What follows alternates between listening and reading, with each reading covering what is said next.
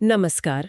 आज हम एक काफी परेशान करने वाली खबर पर बात कर रहे हैं। ये छत्तीसगढ़ के जशपुर से है। हाँ, ये जशपुर वाली घटना। जी, हमारे पास इससे जुड़ी एक न्यूज़ रिपोर्ट है, तो कोशिश रहेगी कि इसके जो जरूरी पहलू हैं और जो सवाल उठते हैं उन्हें थोड़ा समझें। बिल्कुल।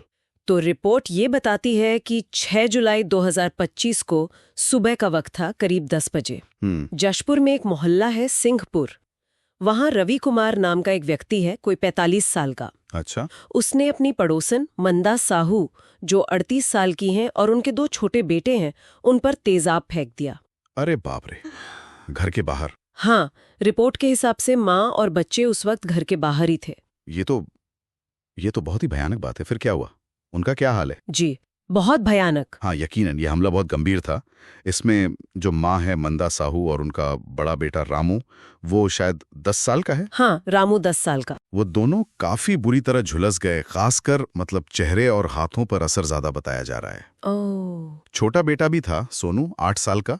उसे हल्की चोटें आई हैं, गनीमत है। सुन के ही सहरन हो रही है। चेहरे और हाथ, ये तो जिंदगी भर का असर छोड़ जाता है। बिल्कुल। अच्छा, ये भी सुना कि वो आदमी रवि कुमार, वो भागने की कोशिश कर जी रहा था। हाँ, उसने भागने की कोशिश तो की। हाँ। लेकिन अच्छी बात यह हुई कि जो आस पड़ोस के लोग थे, पड़ोसियों ने। हाँ, पड़ोसियों ने उसे पकड़ लिया। ये दिखाता है कि लोग जागे हुए थे, मतलब कम्युनिटी विजिलेंस जिसे कहते हैं। ये वाकई काबिले तारीफ है। और इसके फौरन बाद फिर पुलिस भी पहुंच गई। अच्छा, तो पड़ोसियों ने तो अपनी भूमिका निभाई, पुलिस ने फिर क्या कार्रवाई की? पुलिस ने भी तेजी दिखाई, आरोपी रवि कुमार को गिरफ्तार कर लिया गया। और उस पर आईपीसी मतलब भारतीय दंड संहिता की 3 काफी गंभीर धाराएं लगाई गई हैं। कौन कौन सी? एक तो धारा 326। इसका मतलब होता है जानबूझकर किसी खतरनाक हथियार या तरीके से गंभीर चोट पहुंचाना। तेजाब इसमें आता है। हाँ, ये तो गंभीर है। दूसरी है धारा 506, यानी क्रिमिनल इंटिमिडेशन, धमकाना। अच्छा, और सबसे अहम है धारा 307। 307, ये तो हत्या की कोशिश हुई। बिल्कुल, अटेम्प्ट टू मर्डर।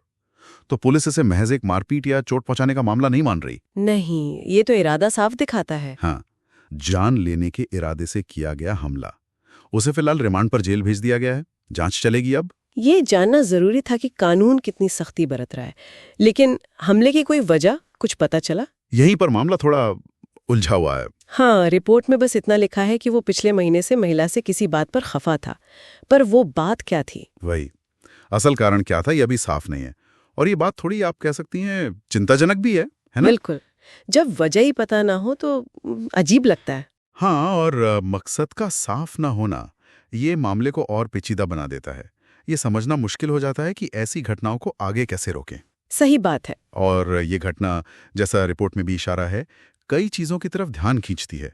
एक तो ये कि तेजाब कितनी आसानी से मिल जाता है या हथियार बन जाता है। हाँ, इसकी रोकथाम बहुत जरूरी है। बिल्कुल। दूसरा कि मुश्किल वक्त में पड़ोसियों का, समुदाय का साथ कितना जरूरी है, जैसा यहाँ देखने को मिला। वो तो है। और तीसरा, ऐसे मामलों में पीड़ितों को फौरन, मतलब तुरंत सही मेडिकल मदद मिलना कितना अहम है। हाँ, वो सबसे पहली जरूरत है।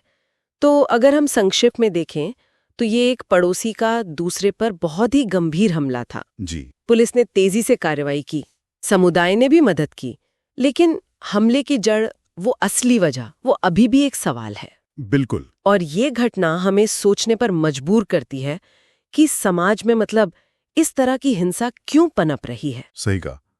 और ये एक बड़ा सवाल भी खड़ा करता है। मतलब जब पड़ोसियों में या लोगों के बीच कोई अनबन होती है, कोई झगड़ा होता है, तो बात इस हद तक बिगड़े कि तेजाब फेंकने तक पहुंच जाए।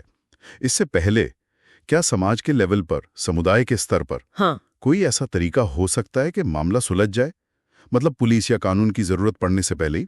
हाँ, ये सोचने वाली बात है। क्या कोई इंटरवेंशन मैकेनिज्म हो सकता है?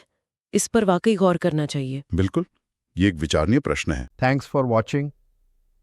दोस्तों, अगर आपको यह सतर्क रहने लायक स्टोरी लगी हो तो वीडियो को लाइक करें, दोस्तों और परिवार के साथ शेयर करें, और ऐसी रियल क्राइम स्टोरीज के लिए चैनल को सब्सक्राइब करना न भूलें। बेल आइकन दबाएं ताकि अगली स्टोरी की सूचना सबसे पहले आपको मिले।